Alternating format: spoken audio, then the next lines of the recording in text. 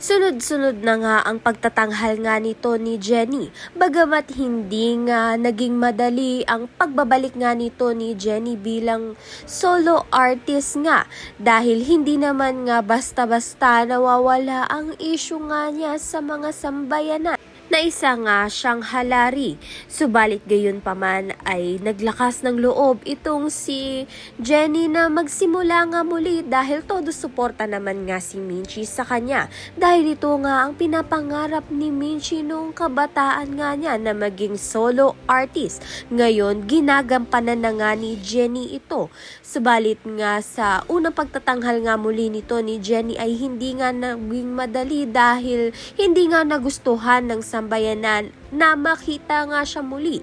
Kaya naman nga pumalya nga siya sa kanyang munting kanta. Subalit sa mga susunod na pagtatanghal nga niya ay ginalingan na nga niya dahil pinalakas nga ni Vanna ang kanyang loob. Kaya naman nga't unti-unti na ngang nagniningning muli ang pangalan nga nito ni Jennie. Samantalang simula nga nang mawala na nga itong si Jennie sa Yumi ay hirap na nga muling makabangon ito.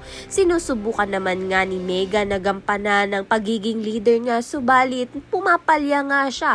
Kaya naman nga tiyan at iba pa ang dapat nating pakaabangan.